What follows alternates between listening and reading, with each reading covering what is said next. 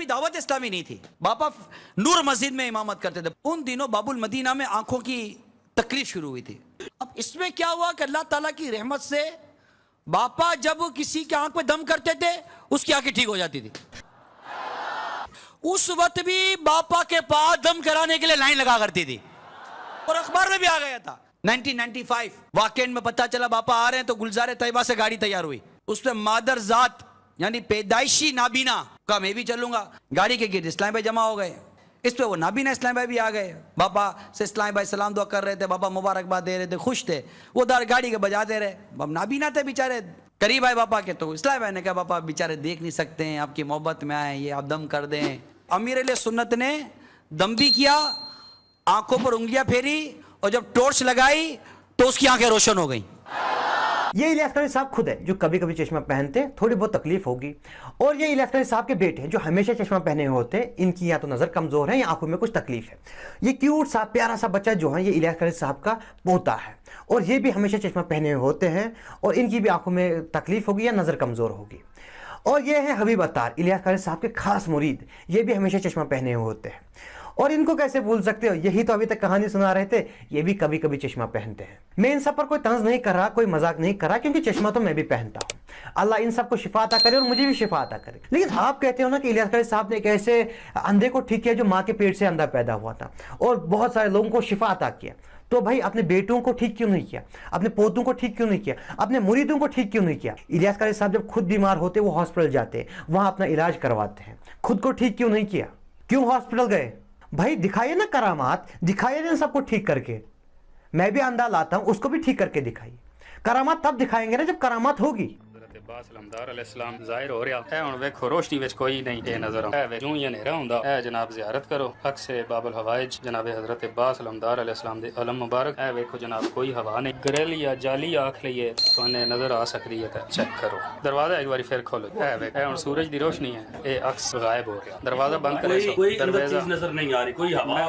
میں پہلو کمرے دا سارے وزٹ کرایا. جی جی اے جناب چیک کرو, اے ہنیرا ہوندا گیا, اور اس گل وچ کوئی شک و شبے دی گنجائش نہیں. اے معجز نما ہستیاں اللہ اپنے اختیار وچوں انہاں اختیارات بھی دیتے ہیں, اور یہ جو چاہن کر سکتے. جی السلام علیکم, میرا نام جناب اسد عباس ہے, ڈنڈول دا میں رہائشی ہوں. کل میں ایک ویڈیو اپلوڈ کی آئی جس وچ علم پاک دے موعظے نال میں ویڈیو منسوخ کی آئی. اے شفقت صاحب دے گھر دا ہوا. وہ گزارش ہے کہ وہ جناب جلا اساں چیک کیتا علم پاک ہٹا کے جتھے نصب تے علم پاک ہٹایا تو سایہ بھی ہٹ گیا. لہٰذا جناب وہ علم پاک دا سایہ آیا, علم ہٹیا, سایہ بھی ختم, موعظے نال منسوخ نہ کیتا بچ. اور وہ موعظہ نہ وہ غلط فہمی دی بنیاد تے وہ جناب جیڑا وہ گل ہوئی ہے ساری. اور جب ہم کہتے تھے کہ معجزہ پیغمبر کے ساتھ خاص ہے, کرامت کا تعلق غیر پیغمبر کے ساتھ ہے, اور وہ بھی دعا کرے گا اللہ قبول کرے, باقی کوئی کچھ کر کے نہیں دکھا سکتا, تو پتہ یہ بریلوی علماء کیا کہتے تھے؟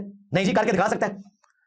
سلیمان علیہ السلام کا جو درباری تھا آصف بن برقیہ, اس نے تو دعویٰ کیا تھا کہ میں آپ کے پلک جھپکنے سے پہلے پہلے تخت کو یہاں پر حاضر کر دوں گا, سینکڑوں کلومیٹر سے, اتنے وزنی تخت کو. تو یہ تو اس نے دعویٰ کیا تھا, تو کرامت تو دعویٰ کر کے ہو جاتی ہے, اور اس نے کر کے بھی دکھا دی.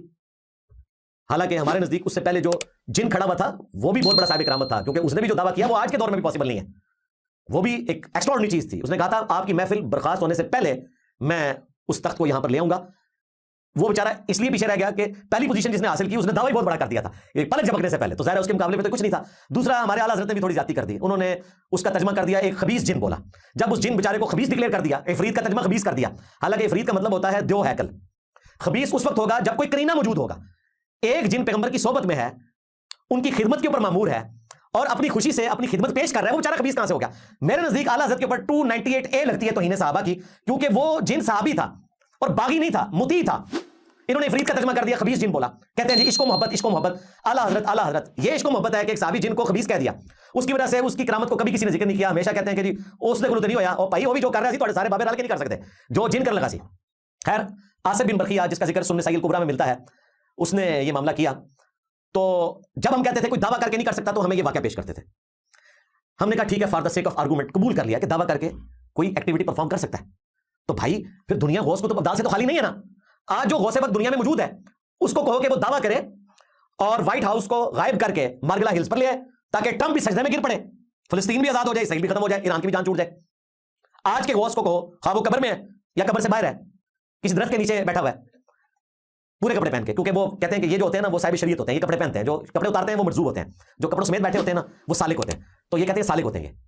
تو اپنے اس غوث کو کہو کہ بھائی وہ اسٹیچو آف لبرٹی غائب کرے جو فرانس نے گفٹ کیا تھا امریکہ کو, اور لا کر راوی کے پل کے اوپر رکھے, تو بھی پورے کا پورا امریکہ مسلمان ہو جائے گا, معاملہ ہی ختم ہو جائے گا. یہ اتنی جنگیں اتنی مصیبتیں جو ہم کاٹ رہے ہیں, پوری دنیا کلمہ پڑھ لے, کیونکہ آپ نے خود کہا ہے کہ دعویٰ کر کے بھی کرامت ہو سکتی ہے. تو بھائی ایک ٹکٹ میں دو مزے تو نہ کرو.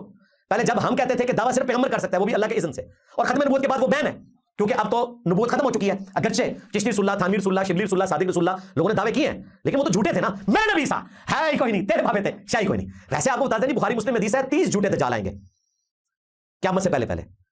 جب ہم 30 کی گنتی شروع کرواتے ہیں, مسلمہ کذاب, اسود, سجا, چوتھے نمبر پہ غلام احمد قادیانی, اور بھائی قرب قیامت ہو چکی ہے, آپ کہہ رہے ہو کہ قیامت قریب آ گئی ہے کیونکہ انجینئر کا فتنہ آیا ہوا ہے, تو یہ 4 پہ گنتی کو ختم ہو جاتی ہے. باقی کدھر گئے؟ اور تک لینا چشتی رسول اللہ, تھانوی رسول اللہ, شبلی رسول اللہ, صادق رسول اللہ نکل آئے جائے, دھیان کریو.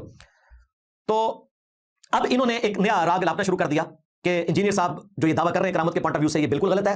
جو بابے ہیں وہ دعویٰ کر کے بھی دکھا سکتے ہیں, جس طرح کہ حضرت آصف بن برقیہ نے کیا تھا. اور اگر حضرت سلیمان علیہ السلام کا امتی یہ کر سکتا ہے, تو نبی صلی اللہ علیہ وآلہ وسلم کا کوئی امتی کیوں نہیں دعویٰ کر کے دکھا سکتا؟ تو دکھا سکتا ہے. ہم نے کہا نکالو, بندہ نہیں نکل رہا. اور پھر میں نے ان کو پھکی بھی دی ہے کہ اس طریقے سے آپ نہ کہا کریں کہ اگلے انبیاء کو جو کچھ ملا اس امت میں ٹرانسفر ہو گیا, ورنہ ایک معجزہ میں آپ کو ایسا بتاؤں گا جو آپ نہیں نکال سکیں گے. ہاں, حضرت عیسیٰ علیہ السلام بغیر باپ کے پیدا ہوئے ہیں. تمہارا کون سا باپ ہے جس کا باپ نہیں ہے؟ جب میں یہ بات کروں گا تو آپ اس کا مطلب سمجھ رہے ہوں گے. یعنی آپ یہ تعارف کروائیں کہ یہ فلاں غوث وقت ہیں جن کا باپ ہی نہیں ہے, لوگ سمجھ جائیں گے کہ یہ غوث وقت کیا ہے.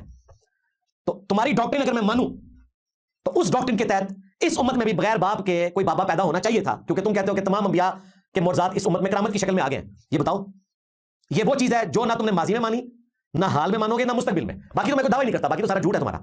دوسرا, جو تم نے یہ کہا کہ جی دعویٰ کر کے بھی دکھا سکتا ہے آصف بن برقیہ, تو اس امت میں بھی دکھا سکتا ہے. ہم نے کہا کہ نکالو, انہوں نے نکالا, اللہ تعالیٰ نے خود ہی نکال کے ان پہ مسلط کر دیا. حضرت پیر لٹکن شاہ صاحب حفظہ اللہ تعالیٰ المعروف خرم بن برقیہ, میرے لیے تو آنر کی بات ہے کہ میں نے اپنی زندگی میں خرم بن برقیہ دیکھ لیا. جب یہ نکلا ہے تو آپ یہ کہہ رہے ہیں کہ ڈبا پیر ہے, تو بھائی اپنی بات پہ قائم رہو اور سچا پیر لانچ کرو. یعنی ڈبا پیر وہ ہوتا ہے جس نے ڈبے کا دودھ پیا ہوا ہے, اور جس نے اپنی ماں کا دودھ پیا ہوا ہے بقول ان کے وہ سچا پیر یا سچا پیر ہوتا ہے. تو سچا پیر لانچ کرو. اب سچے پیر کی بات کرتے ہیں تو کوئی لانچ نہیں کرتے. میں نے وہ بھی مسئلہ ان کا حل کر دیا. باپا بن برقیہ, باپا جانی الیاس قادری صاحب امیر اہل سنت, وہ تو غوث وقت ہیں. انہوں نے تو مادر ذات یعنی پیدائشی اندھوں کو آنکھیں دی ہوئی ہیں اللہ کے اذن سے. یہ تو ان کے اسٹیٹ سے کرامت بیان ہوئی ہے, تو ہم نے تو بندہ ڈھونڈ لیا حضرت عیسیٰ علیہ السلام کا نائب دنیا میں, حضرت باپا جانی باپا بن برقیہ, جس طرح کہ وہ آصف بن برقیہ تھے. تو اگر تم ڈبا پیر لٹکن شاہ المعروف خرم بن برقیہ کو نہیں مانتے, تو امیر اہل سنت ابو البلال مولانا الیاس قادری المعروف باپا بن برقیہ کو مان لو. لو سامو, ان کو لانچ کرو. ان کو بھی پتہ ہے باپا بن برقیہ کا جب پیشاب بند ہوا تو آغا خان ہاسپٹل سے انہوں نے علاج کروایا, اور ہمیں کہتے ہیں درباروں میں جا کے آپ بابوں سے جا کے مانگو. اپنا ایشو آتا ہے تو یہ ہاسپٹل سے جا کے علاج کرواتے ہیں, اور باپا جانی کے ساتھ خود ایسا ہو چکا ہے. پھر باقیوں کے یہ روحانی آپریشن کرتے ہیں, ان کے ساتھ تعویذ دھاگوں کا معاملہ کرتے ہیں, اور اپنے پہ مشکل وقت آتا ہے تو مہنگے مہنگے ڈاکٹروں سے علاج کرواتے ہیں, سرجن سے علاج کرواتے ہیں, اور فخریہ بتاتے ہیں کہ جی فلاں سرجن جو ہے وہ باپا جانی کا مرید تھا, وہ بڑا چاہنے والا نکلا. یار باقیوں کو تو آپ یہ مشورہ دیتے تھے کہ درد والی جگہ پہ ہاتھ رکھ کے پڑھو دادا صاحب کی گھوڑی, اور جب اپنے گھٹنے جواب دے گئے تو کہتے ہیں جی میں نے مفتی صاحب سے مشورہ کیا, اور ڈاکٹروں نے بھی مجھے مشورہ دیا کہ آپ کرسی پہ بیٹھ کے کھانا کھائیں. یعنی کسی ڈاکٹر نے کسی مفتی نے ان کو مشورہ نہیں دیا کہ آپ اپنے گھٹنے پہ ہاتھ رکھ کے پڑھیں دادا صاحب کی گھوڑی. یہ لوگوں کے لیے بھائی, اپنا ان کو پتا ہے کہ اس طرح ایسا تو نہیں ہوتا, ان کو پتا ہے ایسا نہیں ہوتا. لوگوں کے روحانی آپریشن کرتے ہیں. میں نے تو ایک چھوٹا سا روحانی آپریشن ڈیمانڈ کیا کہ آپ بائی پاس کر دیتے ہیں, ٹھیک ہے, بے اولاد لوگوں کو اولاد دے دیتے ہیں روحانی آپریشن کر کے. ہم ایک نو مولود بچہ لے کر آئیں گے جس کے خطرے نہیں ہوئے ہوں گے. آپ نے نگاہ مار کے بغیر بلیڈ چلائے روحانی طریقے سے آپریشن کرنا ہے, ان نگاہوں کے ذریعے جن کے ذریعے آپ بائی پاس جیسا مشکل آپریشن جس میں گرائنڈر چلا کے پسلیاں الگ کی جاتی ہیں اور دل نکال کے باہر رکھا جاتا ہے اور باقاعدہ دوبارہ سے ان پسلیوں کو جوڑا جاتا ہے, اتنا مشکل آپریشن پرفارم ہوتا ہے, نگاہ مار کے آپ کر دیتے تھے. تو آپ کے لیے بچے کا خطرہ کرنا تو چیچی انگلی کا کمال ہے جی. ہاں تو کر کے بتائیں, اور اگر نہ ہوا ہاں بس یہ آپ کو اشارے کافی ہے. اگر آپ سے یہ آپریشن نہ ہوا تو آپ کے ساتھ یہ والا معاملہ کیا جائے گا, ٹھیک ہے. چاہے آپ باپا بن برقیہ ہیں, چاہے خرم بن برقیہ ہیں, جو بھی دعویٰ کرے گا روحانی آپریشن اس کو کرنا ہوگا.